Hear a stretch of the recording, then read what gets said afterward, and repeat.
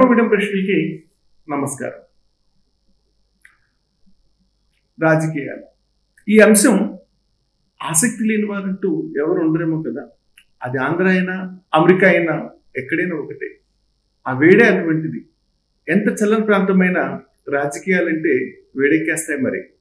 మరి మనం మే నెలలో ఓకేనా మన ఎన్నికలు చూసాం, ఎంత వేడిగా నడిచినాయో. జనవరి నుంచి మే వరకు ఆ ఫలితాలు ఉత్కంఠత కోసం ప్రభుత్వాలు మారతాయా లేదా, కొత్త నాయకుడు వస్తాడా లేదా అనేటువంటి ఒక రకమైనటువంటి వాతావరణంలో మనము నలిగిపోయామంటే అది అబద్ధం కాదు, అతిశయోక్తి కాదు.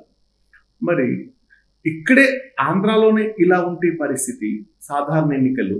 మరి అమెరికా సాధారణ ఎన్నికల్లో అమెరికా ప్రెసిడెంట్షిప్ కోసం అంటే అమెరికా నేత అయ్యారంటే ఆయన ఓకేనా ప్రపంచానికి నేత. ఎందుకంటే మనం అగ్రదేశంగా దేశాలకి ఒక అన్నలాగా ఆర్థికంగా పరిపుష్టికంగా సాంకేతికంగా వృద్ధిలో ఉన్నటువంటి ఒక దేశాన్ని మనం ఉదాహరించాలంటే అది అమెరికా అని మాత్రమే చెప్పుకుంటాం. ఎందుకంటే మన కరెన్సీతో ఇంకేనా ఎప్పుడు కంపేర్ చేసిన డాలర్ అనేది మనకి అందనంత సుదూరంగా రిమోట్గా ఉంటుంది, అంటే అంత విలువ కలిగి ఉంటుంది. కాబట్టి ఆ దేశానికి అంత క్రేజ్ ఉంది, దానికి నిజానికి కూడా అంత వృద్ధి ఉంది.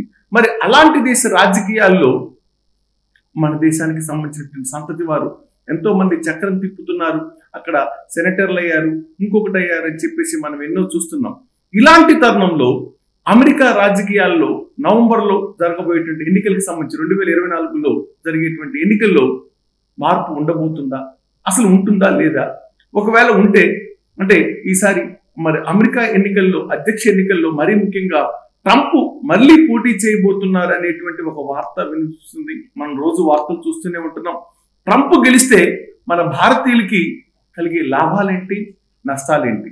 పోయినసారి ట్రంప్ వస్తే మనకి ఏదో అన్యాయం అయిపోతుంది, మన భారతీయులందరికీ ఓకేనా ఎక్కడెక్కడో అన్యాయం జరిగిపోతుందని చెప్పేసేసి ఆయన ఓటమికి ముఖ్యంగా భారతీయులే కారణం అనేటువంటి పుకార్లో వార్తలు మీకు తెలిసిందే. అవి నేనైతే దాన్ని ప్రస్తావించదలుచుకోవట్లేదు.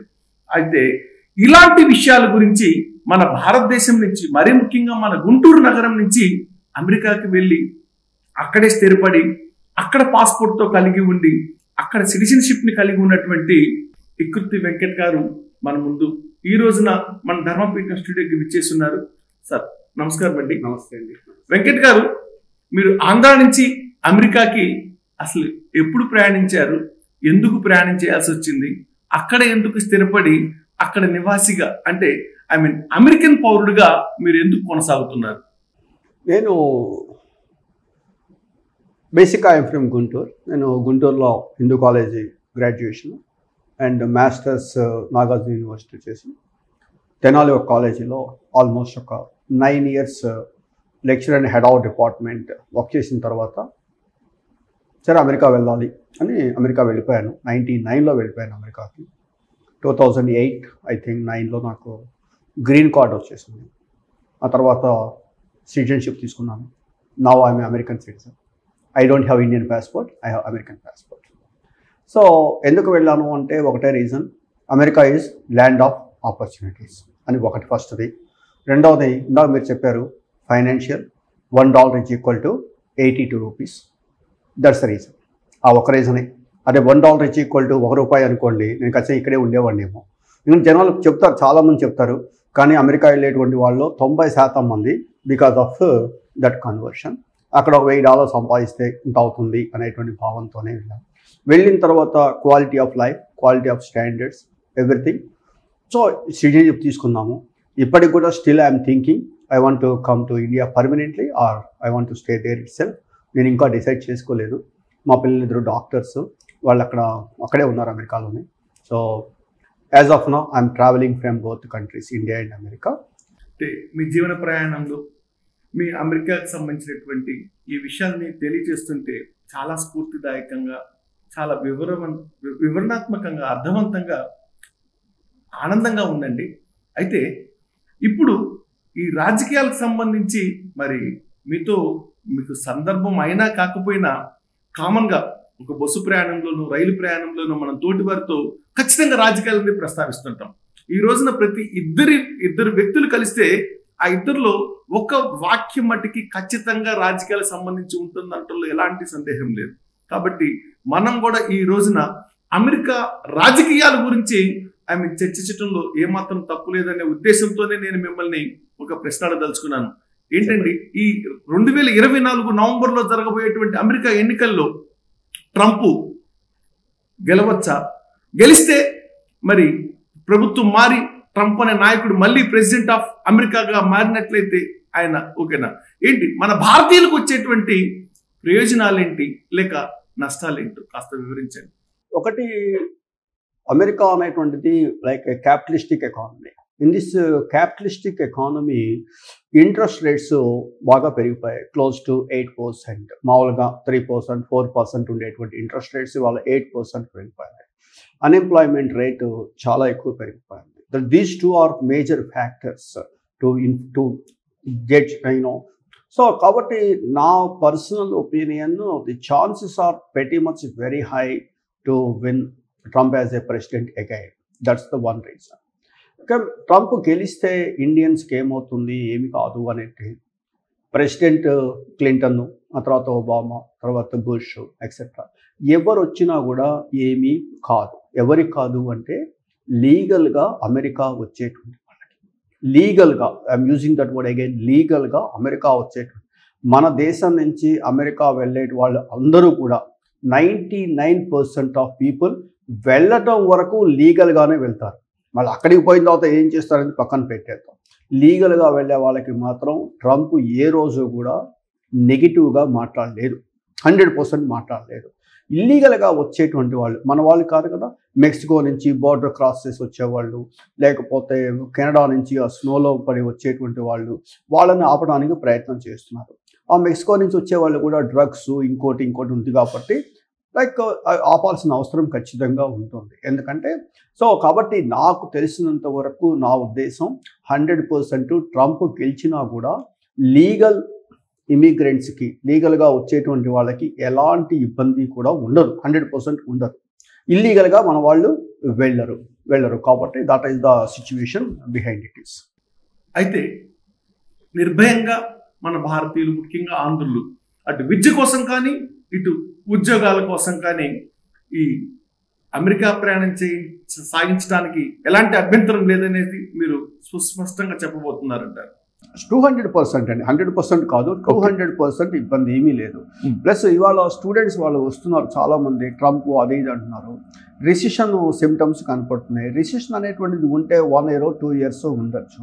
ఇవాళ వాళ్ళ ఎంఎస్ డిగ్రీ చేసిన వాళ్ళు డిగ్రీ కంప్లీట్ అయ్యేసరికి ఎన్నాళ్ళు పడుతుంది, 2 years పడుతుంది. సో కాబట్టి ఇవాళ వచ్చేటువంటి వాళ్ళకి ఇబ్బంది ఏమీ లేదు. ఈ వచ్చేటువంటి వాళ్ళు ఏంటి, లీగల్గా వస్తున్నారు, లీగల్గా అమెరికన్స్ కాన్సులేట్కి వెళ్ళి స్టాంపింగ్ చేయించుకొని లీగల్గా వస్తున్నారు. కాబట్టి లీగల్గా వచ్చేటువంటి వాళ్ళు ఎవరిని కూడా ట్రంప్ ఇబ్బంది పెట్టడు, 100% పెట్టడు. ఎప్పుడైతే లీగల్గా వచ్చి ఇల్లీగల్ పనులు చేస్తున్నారు అనుకోండి, ఛాన్సెస్ ఉన్నాయి. అమెరికా అనేటువంటిది రూల్స్ పాటించాలి. కాబట్టి లీగల్గా రూల్స్ పాటించేంత వరకు ప్రెసిడెంట్ ఎవరైనా కూడా మనకి ఎలాంటి ఇబ్బంది ఉండదు, ఖచ్చితంగా ఉండదు. మరి మీరు ఇంత స్పష్టంగా లీగల్గా వచ్చే వారిని ఇంకా అమెరికా ప్రభుత్వాలు ఏమీ చెయ్యవు, నాయకుడు ఎవరైనప్పటికీ ఇర్రెస్పెక్ట్ ఆఫ్ ది లీడర్, సో వాళ్ళకి ప్రొటెక్షన్ ఉంటుంది అని చెప్తున్నారు.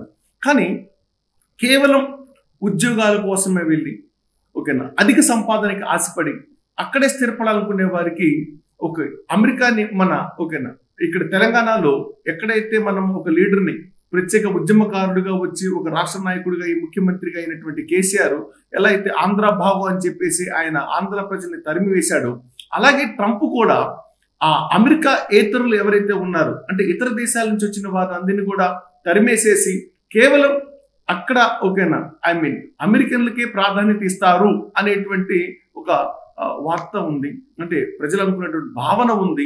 ఈ భావన మీద మీ అభిప్రాయం ఏంటి? చూడండి, మీరు అన్నట్టు చాలా వ్యాలిడ్ క్వశ్చన్, చాలా ఇంట్రెస్టింగ్.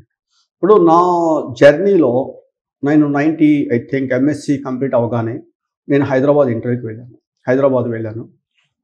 3 కాలేజీల్లో నన్ను సెలెక్ట్ చేసిన ఆయన కూడా పండిట్ గారు, senior most professor.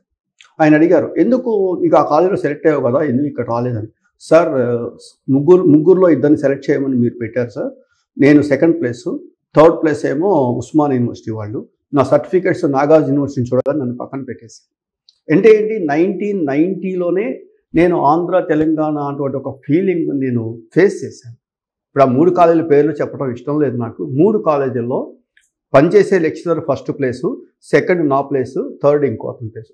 Offer letter ఇవ్వాలనుకున్నప్పుడు సర్టిఫికేట్ వెరిఫికేషన్లో నాది నాగార్జున అని చూసి పక్కన పెట్టేసి నా ముందు వాళ్ళకి ఉద్యోగం ఇచ్చేసారు. సో అది ఒకటి సిచ్యువేషన్.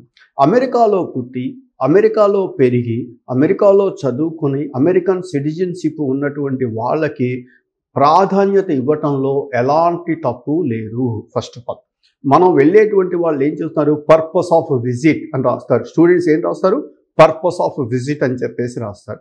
ఆ పర్పస్ ఆఫ్ విజిట్లో ఏం రాస్తారు, మేము చదువుకోవటం కోసం అమెరికా వస్తున్నాము అంటారు. అంటే ఏంటి, చదువుకున్న తర్వాత ఉద్యోగం వచ్చి వాళ్ళకి I-140లు H-1లు అవి ఫైల్ చేసి వాళ్ళు సెటిల్ అయిపోతే సరిపోతుంది. నువ్వు చదువుకోవటం కోసం వచ్చి చదివిన తర్వాత నీ OPT స్టార్ట్ అయిపోయేసి అక్కడి నుంచి H-1 అక్కడి నుంచి ప్రాసెస్ ఉంటుంది. నువ్వు చదువుకుంటున్నప్పుడే ఇల్లీగల్గా ఉద్యోగం చేస్తుంటే, ఇల్లీగల్గా ఏదో బేబీ సిట్టింగ్లు చేస్తుంటే అది తప్పు కదా. నేను అదే చెప్తున్నాను, అమెరికాలో రూల్స్ పాటించాలి. రూల్స్ పాటించినంత వరకు ఏ ప్రెసిడెంట్ అయినా సరే కూడా ఎవరిని ఏమీ చెయ్యలేరు. ఎందుకంటే American constitution is very very strong constitution. దానికి కాన్స్టిట్యూషన్ ఎగనెస్ట్గా ఎవ్వరూ మాట్లాడరు, ఎవరేం చేయరు. సో కాబట్టి అది ఎప్పటికీ కరెక్ట్ కాదు. డెఫినెట్గా ప్రిఫరెన్స్ ఇస్తారండి. మీ ఇంట్లోకి ఎవరు రావాలో ఎవరు రాకూడదో డిసైడ్ చేయాల్సింది ఎవరు, మీరు. అంతేగాని అమెరికన్లో కూడా అమెరికాలోకి ఎవరు రావాలో ఎవరు రాకూడదో నిర్ణయించాల్సింది అమెరికన్ గవర్నమెంట్. దాన్ని ప్రపంచంలో ఏ కంట్రీ దాన్ని డిమాండ్ చేయలేవు. కాబట్టి ఏంటంటే అది ఎప్పటికీ అవ్వదు. బట్ లీగల్గా ఉన్నంత వరకు, మీ దగ్గర స్కిల్స్ ఉన్నంత వరకు America respects you. America is giving lot of respect. Venkat గారు, సో మన హైదరాబాద్ నగరానికి వలసవాదులు ఆంధ్ర నుంచి కావచ్చు, కర్ణాటక నుంచి కావచ్చు, భారతదేశంలోని ఇతర ప్రాంతాలు, మరి ఢిల్లీ నుంచి కన్యాకుమారి వరకు, కాశ్మీర్ టు కన్యాకుమారి వరకు ఎంతో మంది జీవిస్తుంటారు. నిజం చెప్పాలంటే స్థానికుల కన్నా కూడా స్థానికేతరులతోనే అక్కడ చాలా ప్రభావవంతమైనటువంటి ప్రదేశంగా ఉంటుంది. అది చాలా సందర్భాల్లో స్థానికేతరులు ఆ ఎన్నికల్లో ప్రభావితం చేసేటువంటి అవకాశాలు కూడా ఉంటాయి. మరి అమెరికా ఎన్నికల్లో కూడా పోయినసారి భారతీయులు తమ ఓట్లతో అక్కడ అధ్యక్ష పదవిని తారుమారు చేశారనేటువంటి వార్తలు వచ్చాయి. మరి ఈసారి ఈ ఎన్నికల్లో భారతీయుల ఓట్లు అలాంటి ప్రభావాన్ని చూపించే అవకాశం ఉందా? ఒకవేళ చూపించదలుచుకుంటే భారతీయులందరూ ఎటువైపు మొగ్గుతున్నారని మీ అభిప్రాయం? నేనైతే భారతీయుల ఓట్లు అమెరికన్ పాలిటిక్స్లో ప్రభావితం అవుతాయని నేను అనుకోవటం లేదు. ఎందుకంటే మీ లెక్క ప్రకారం ఈ OPT స్టూడెంటు, H-1లు, వాళ్ళు వీళ్ళు నెంబర్ కనపడవచ్చు. వాళ్ళెవరికీ కూడా ఓటు హక్కు లేదు. ఓటు హక్కు ఉన్నటువంటి నాలాంటి వాళ్ళు ప్రాబబ్లీ లెస్ దాన్ 2%. సో కాబట్టి ఈ 2% పీపుల్ ఓటు మారుస్తారని నేను అనుకోవటం లేదు. కాకపోతే ఏంటంటే వీళ్ళలో కూడా ఇక్కడ రిపబ్లికన్స్, డెమోక్రాట్స్ పార్టీకి సపోర్ట్ చేస్తున్నారు, ఫండింగ్ చేస్తున్నారు, చాలా చేస్తున్నారు. కాబట్టి the chances are like little bit better compare to previously. మనం నెంబర్గా అమెరికాలో ఉండొచ్చేమో కానీ ఓటు హక్కు మాత్రం చాలా కొద్ది మందికే ఉంటుంది బికాస్ ఆఫ్ దిస్. కార్యక్రమం ముగించిపోయే ముందు మరొక కీలకమైన ప్రశ్న అండి. మన భారత రాజకీయాల్లో ఎక్కువగా అనేకమైనటువంటి విషయాలు ఓకేనా చాలా ప్రభావితం చేస్తూ ఉంటాయి. ముఖ్యంగా ఇక్కడ రాజకీయాలు ఓకేనా ఓట్లకి సంబంధించి మ్యానిపులేషన్స్, ఓటర్ కొనుగోలు అంటే ఇన్ఫ్లుయెన్స్ చేసేటువంటి వాళ్ళకి మద్యం పంచడం ఓకేనా. భారతదేశంలో ఎలక్షన్లు అంటే ఒక పండగ. ఒక ఓటర్కి వాడిని ప్రభావితం చేయడానికి సో అనేక సంక్షేమ పథకాలతో పాటు వాళ్ళకి ఇండివిజువల్ బెనిఫిట్స్ డబ్బు రూపంలో, వస్తువుల రూపంలో, ఇంకా ఇతర అవకాశాల రూపంలో వాళ్ళకి ప్రయోజనాలు కల్పిస్తూ ఉంటారు. ఇట్లాంటి ప్రక్రియ అమెరికాలో కూడా ఉందా, లేదా ఇది మన భారతదేశానికి పరిమితం అంటారా? నాకు తెలిసినంత వరకు ఇలా మీరు చెప్పిన ప్రకారం లిక్కర్ని డిస్ట్రిబ్యూట్ చేయటము, మనీని ఇవ్వటము, సంక్షేమ పథకాలు, ఇలాంటి ట్రిక్స్ మాత్రం అమెరికన్ రాజకీయాల్లో లేవు. బట్ అమెరికాలో ఏమిటంటే పూర్ పీపుల్కి హెల్ప్ చేస్తుంది గవర్నమెంట్. అంటే ఇక్కడ క్యాష్ ఇస్తారు, అక్కడ క్యాష్ ఇవ్వరు. అక్కడ ఫుడ్ కార్డ్స్ అని చెప్పి ఒక కార్డ్ ఇష్యూ చేస్తారు. ఆ ఫుడ్ కార్డుతో వాళ్ళు ఓన్లీ మిల్క్, ఫుడ్ ఇలాంటి ఎసెన్షియల్ ఐటమ్స్ మాత్రమే కొనుక్కోవచ్చు. ఆ ఫుడ్ కార్డ్తో నేను పోయి లిక్కర్ కొనుక్కుంటానంటే కుదరదు. It's not going to accept it. So కాబట్టి అమెరికాలో ఏంటంటే డబ్బులు ఇవ్వరు. బట్ వేరే ఆ కార్డ్ ఇస్తారు. That cards also restricted to buy essential commodities. వాళ్ళు బతకడానికి ఏ ఐటమ్స్ అయితే అవసరమవుతాయో ఆ ఐటమ్స్ మాత్రమే కొనుక్కుంటారు. అలాంటి సిస్టమ్ నా పర్సనల్ ఒపీనియన్ ఇండియాలో కూడా వస్తే చాలా బాగుంటుందని నా అంటే ఈ సంక్షేమ పథకాల ద్వారా ఏదో ఎంతైతే అంటే పెన్షన్లకి డబ్బు అని కానీ లేకపోతే ఈ చదువు కోసం అమ్మఒడి అని చెప్పేసేసి గత ప్రభుత్వం అమలు చేసినటువంటి విధానాలు కానీ వీటన్నిటికి బదులుగా అక్కడ వాళ్ళకి కార్డు రూపంలో ఎసెన్షియల్స్ అంటే నిత్యావసరాలు బతకడానికి తిండి అంటే వాడి బ్రెడ్ ఓకేనా లేకపోతే మిల్క్ ఇట్లాంటి కేవలం పొందడానికి మాత్రమే పూర్ పీపుల్ కి గవర్నమెంట్ ప్రొవైడ్ చేస్తుంది. అదర్ దాన్ దట్ గవర్నమెంట్ పట్టించుకోదు. నువ్వు కష్టపడాల్సిందే. ఇప్పుడు అది కూడా ఏంటంటే ఇప్పుడు స్టూడెంట్స్ అన్నారు, మీరు అన్నారు కాబట్టి చెప్తున్నాను. స్టూడెంట్స్కి అమెరికాలో ప్రతి ఒక్కళ్ళు చదువుకునే హక్కు ఉంది. చదువుకునే ప్రతి ఒక్కడికి బ్యాంక్స్ లోన్లు ఇష్యూ చేస్తాయి, లోన్ ఇచ్చేస్తుంది. ఆ లోన్ ఇచ్చి వాళ్ళు డిగ్రీ అయిపోయిన తర్వాత వాళ్ళు డబ్బులు తిరిగి కట్టడం అనేది స్టార్ట్ అవుతుంది. ఇక్కడలాగా 100 ఈక్వేషన్స్ ఏమీ లేవు. చదువుకుంటా అన్న ప్రతి ఒక్కడికి బ్యాంక్స్ ఖచ్చితంగా ఫెడరల్ గవర్నమెంట్ కానీ బ్యాంక్స్ కానీ లోన్స్ ఇచ్చేస్తాయి. కాబట్టి వాళ్ళ చదువు ఆగదు.